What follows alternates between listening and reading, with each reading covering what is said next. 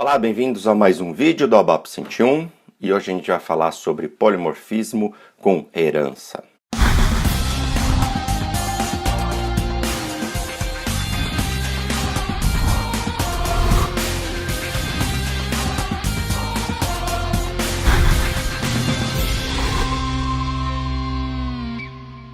Hoje eu vou começar a entrar num tópico que eu considero um pouco mais avançado em termos de orientação a objeto. Então, se você está começando no mundo orientado a objeto e acabou de aprender herança, está feliz da vida porque aprendeu um conceito novo, é hora de a gente começar a dar um passo além. Eu não estou dizendo aqui que você está na beira do precipício e você vai dar um passo à frente.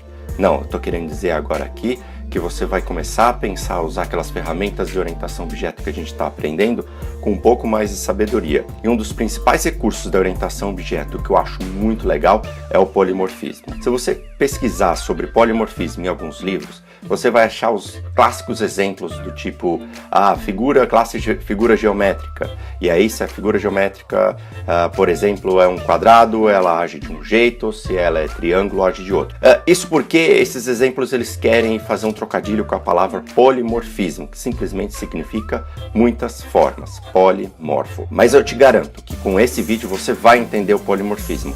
Sabe por que eu te garanto? Porque eu aprendi polimorfismo usando esse exemplo. Veja só vocês, eu comecei a aprender polimorfismo quando eu comecei a dar aula de ABAP, só para você ter ideia.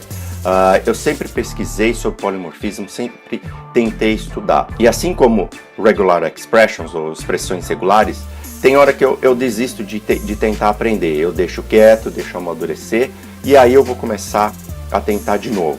É igual gostar de uísque. Quando você é mais jovem, você gosta de qualquer cachaça. Depois você vai querer, quero tomar uísque, tá? E aí você toma lá uísque 8 anos, 6 anos, 2 anos, uísque vagabundo. Mas conforme você vai ficando velho, você fala assim, não, agora eu só quero uísque 12 anos. E aí quando você fica mais velho ainda, você 18 anos, 21 anos. E aí quando você fica muito, muito velho, aí você começa a gostar de chá. Então se você tá afim de aprender o que é polimorfismo, fica comigo, assiste o meu vídeo que eu tenho certeza que você vai aprender. Mas antes, vamos para alguns conceitos importantes antes da gente entrar em polimorfismo usando herança. Então olha lá, eu vou começar aqui com esse exemplo bem simples. Então eu vou criar uma classe animal e uma classe zoológico. Essas duas classes eu vou mostrar para vocês como é que funciona o relacionamento de associação. Porque, por exemplo, você tem um zoológico, a classe zoológico possui 0 ou N animais. E um animal está necessariamente associado a um zoológico. Então eu vou mostrar para vocês como fazer essa associação dentro do ABAP. Porque você reparar, olha aí na UML, eu não preciso indicar detalhes de implementação como eu vou fazer essa associação, porque essa associação na UML já está representada aí pelo traço ligando as duas classes. Então eu vou mostrar para vocês isso daí, como é que eu faço dentro do meu código. Eu estou começando criando aqui uma classe animal, tá, dentro desse meu programa, que é uma classe bem simples, só para a gente mostrar aqui a parte de associação. No data, no atributo eu só tenho o name, que é o nome do meu animal, o constructor para inicializar o animal com o nome correto. Lembra da importância de inicializar o objeto corretamente ou no seu estado correto. E eu tenho getAnimalName, que retorna qual é o nome do animal, e speak, que nada mais é do que fazer o meu animal falar ou emitir o ruído daquele animal. A implementação é bem simples. No construtor eu apenas vou passar qual é o nome para dentro do meu atributo, nenhuma novidade aqui. O getAnimalName, a mesma coisa, eu vou passar retornando qual é o nome do animal, também nada de especial aqui, tá? E o método speak, legal? Que ele vai ser genérico, então eu vou inventar aqui uma implementação para esse método aqui, pelo menos por esse momento, porque depois eu vou usar a herança, e aí sim os animais vão falar de acordo com a sua espécie, tá?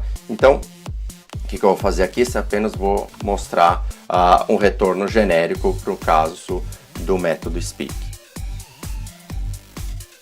A minha próxima classe agora é a classe zoológico, zoo, tá? Essa classe aqui é onde a mágica vai acontecer, onde realmente aquilo que eu quero mostrar nesse vídeo vai acontecer. Então eu vou começar primeiro com o nome do zoológico, tá? Do tipo string, normal. E aqui que vai ser legal, olha essa lista de animal que eu estou criando. Ele é uma tabela de referências para a classe animal. Ou seja, essa tabela vai ter só referências para objetos do tipo animal. Quando eu tenho que fazer associação entre um zoológico para 0 ou N animais, é assim que eu faço. Eu associo todos os animais que eu quero para aquele zoológico através de uma tabela. Então olha lá, eu tenho aqui um método addAnimal que vai simplesmente pegar esse animal e fazer um append, pegar a referência do animal que eu estou recebendo, do objeto animal, e fazer um append dentro dessa tabela. Simples assim. E aí eu tenho implementado toda a minha associação entre a classe zoológico e animal. Olha lá, então depois de fazer o addAnimal, que é simplesmente um append da referência animal na minha tabela, o método makeNoise, ele vai passar por toda a minha lista de animais e chamar o método speak de cada animal. Tá? Então eu faço aqui um loop na minha lista, into uma variável local de referência, que é referência a animal, e simplesmente faço ele chamar o método speak. Simples assim. Não importa quantos animais eu tenha, desde que ele esteja na minha lista, ele vai ser chamado e ele vai falar. Então agora, o que eu vou fazer? Eu vou utilizar essas minhas duas classes. Então eu vou criar duas variáveis de referência, uma para o meu zoológico e outra para o animal. Eu vou criar o objeto animal e botar aqui um zoológico, por exemplo, SAP Project. Depois eu vou começar a criar vários animais. Então eu vou criar um primeiro animal aqui e vou chamar ele de patolino. E aí o que eu vou fazer? Eu vou pegar esse animal que eu acabei de criar e adicionar na minha lista de animais do meu zoológico. Olha lá, então, myAnimal, porque a referência myAnimal está apontando para o patolino. Agora o que eu vou fazer? Deixa eu copiar aqui, eu vou criar um segundo animal. Olha lá, vou usar a mesma referência, porque aquele objeto não vai perder referência, ele está lá na tabela, lembra? Na tabela do objeto zoológico. E aí o Pernalonga vou adicionar também.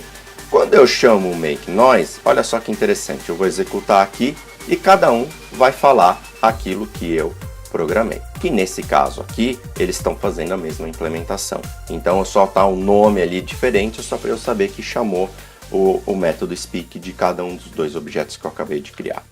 Isso que a gente acabou de ver é um ensaio do que eu chamo de assign dinâmico, ou seja, você vai ter uma referência que ele vai apontar para um tipo de objeto durante o tempo de execução. A gente viu até agora objetos que eu acabo de criar, aquela variável de referência aponta para um objeto durante todo o tempo de execução do meu programa. Quando você tem um assign dinâmico, você cria essa variável de referência e no decorrer do programa, ora ela aponta para um objeto, ora ela aponta para outro objeto. No caso do zoológico, e no caso que eu mostrei para vocês da associação, então eu tenho aquela minha variável de referência animal que aponta para a lista de animais dentro do zoológico.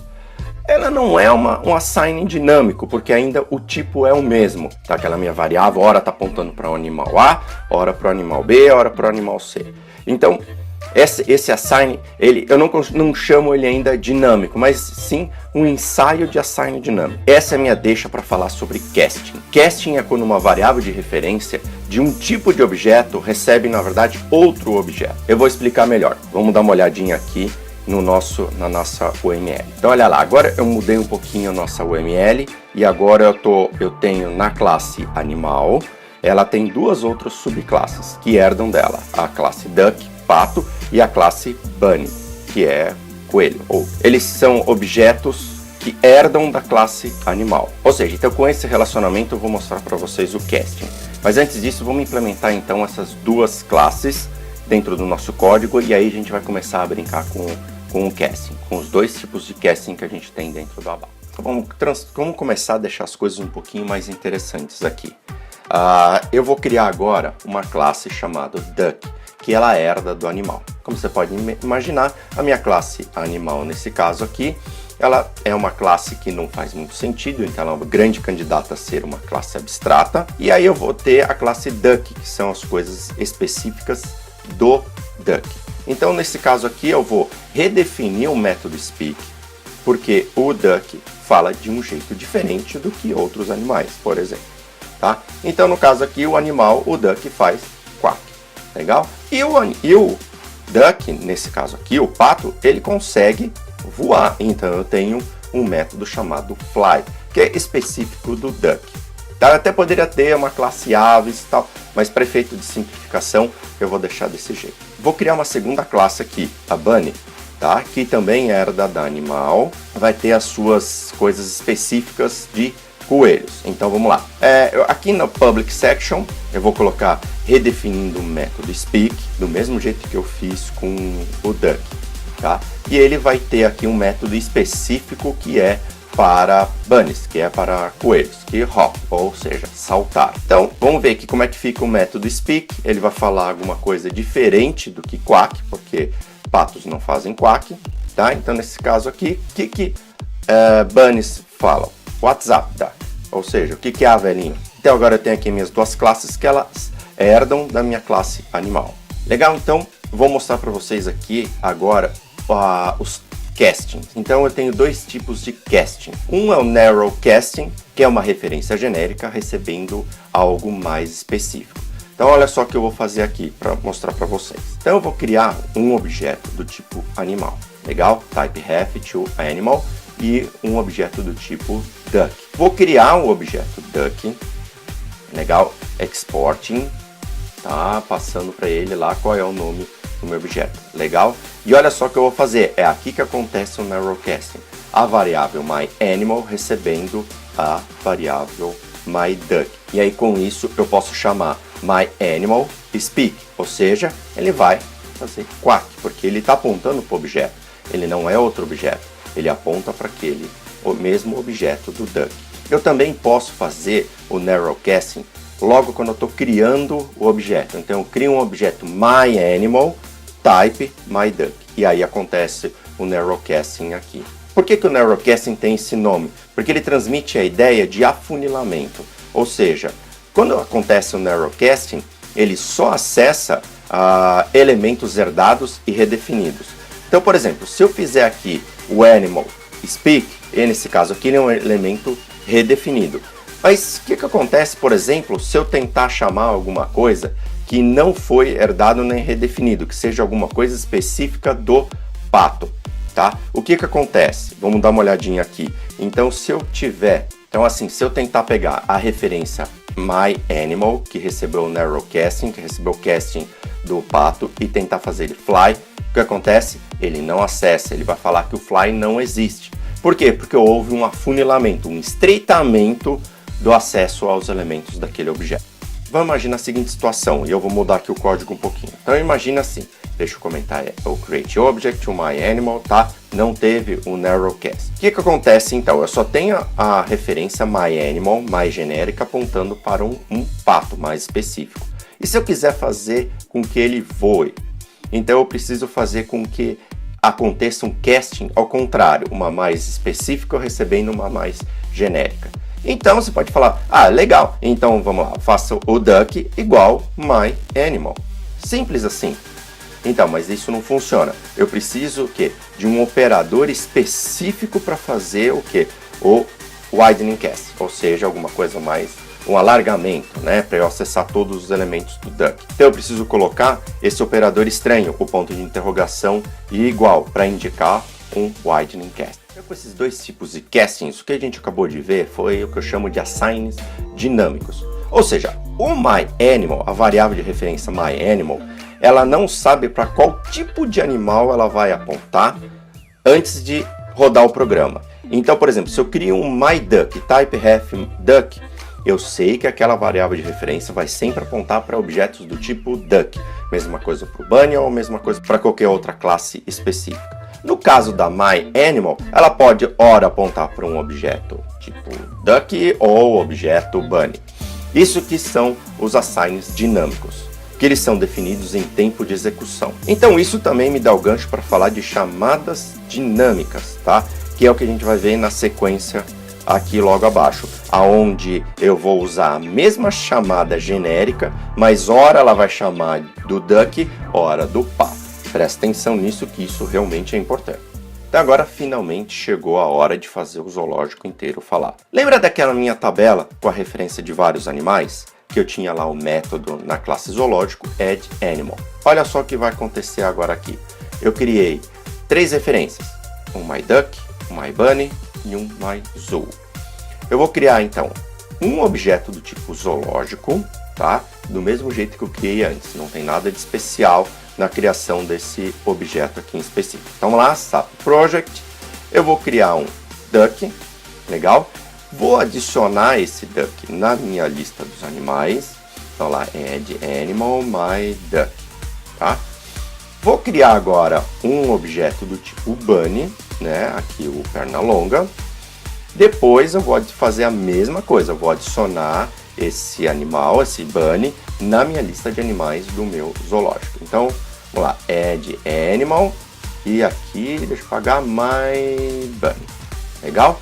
No final, como é que eu faço para o meu zoológico inteiro falar? Só myZoo make noise. E olha só que legal, ele vai saber exatamente, de acordo com o objeto que vai ser chamado, que tiver nessa minha lista, qual é o barulho que ele tem que falar lá, quack e o WhatsApp Duck. Viu? Entendeu? Aqui que aconteceu o polimorfismo. Eu vou mostrar para vocês aqui no debug como é que o polimorfismo age. Então eu vou executar, ele tem um breakpoint logo no comecinho do método makeNoise, da classe Zoo, olha lá. Então um pouquinho antes da chamada, eu vou executar, olha lá, vou dar o F5, ele vai passar pelo primeiro animal da lista. Na verdade, deixa eu te mostrar aqui, a lista que eu tenho aqui de animais, olha só que legal, ele tem uma lista de referências. Então, olha lá, eu tenho o Duck e eu tenho o Bunny. Na hora que eu executo um a um, ó, o primeiro é o Duck, aí o bicho faz quack. No segundo, olha lá, eu vou para o segundo item da minha lista, vamos lá, que deverá ser um Bunny. Olha lá, WhatsApp Duck, olha lá, e aí eu vou para o meu segundo item da minha lista, que é a do Bunny, que é a velhinha, certo? Viu só? Você aprendeu polimorfismo, você viu o polimorfismo, se você estiver acompanhando comigo, codificando junto comigo, você também fez o polimorfismo. Ou seja, você aprendeu o raio do polimorfismo. Ficou um pouquinho mais claro, porque polimorfismo, como eu já disse, significa muitas formas. Então, o que significa? Que aquela lista de animais, ora é um duck, ora é um bunny, ora é qualquer outro tipo de animal, desde que herde da classe animal. Na minha classe makeNoise do zoológico, eu não preciso me preocupar se o bicho é duck, ou se ele é bunny, ou se no futuro eu tiver um cachorro, se eu tiver um gato, se eu tiver um elefante, que tipo de barulho esses bichos vão fazer. Eu não preciso colocar um case dentro dele, eu não preciso colocar nenhuma alteração no meu código. Simplesmente eu vou lá, crio a minha classe elefante, crio a minha classe cachorro e adiciono na lista de animais e boa, as chamadas dinâmicas vão acontecer, vai acontecer o polimorfismo e graças ao polimorfismo ele já vai saber exatamente qual é a implementação daquele tipo de animal. Em resumo, o polimorfismo é um grande aliado para estender as funcionalidades do sistema. Em algum vídeo no futuro eu vou fazer um exemplo não usando gato, cachorro, ou não usando algum exemplo bucólico ou infantil. Hoje aqui eu só queria mostrar realmente o polimorfismo. Mas se você, por exemplo, você tiver uma classe, sei lá, que é o exemplo que eu costumo usar, banco, e aí eu tenho vários tipos de conta corrente, e aí você precisa saber qual é o saldo total, sei lá, de todas as contas correntes. Então não importa qual é o tipo de conta corrente que a pessoa tem, o saldo vai ser calculado de acordo com a implementação dela. E se aparecer um novo tipo de conta, por exemplo, né? Eu estou falando de conta corrente, mas pode ter conta investimento, pode ter conta poupança, pode ter qualquer tipo de conta. O que eu estou querendo dizer é que não importa qual é o tipo de conta, se ela implementar o método e habilitar a chamada dinâmica, na minha lista de objetos ela vai estar lá e o polimorfismo vai fazer o seu trabalho, vai fazer o trabalho dele de selecionar corretamente qual é a implementação. Mas esse exemplo de polimorfismo ainda tem uma grande limitação, ele só funciona se a minha classe herdar da herança. E se, por exemplo, eu quiser fazer as pedras falarem, como é que eu faço isso daí? Isso aí vai ficar para o próximo vídeo, onde eu vou ensinar vocês como é que eu faço com que as pedras do meu zoológico falem também. Um abraço para vocês, não esqueçam de assinar o canal, não esqueçam de comentar lá embaixo e dar joinha. Falou? Um abraço e até o próximo vídeo.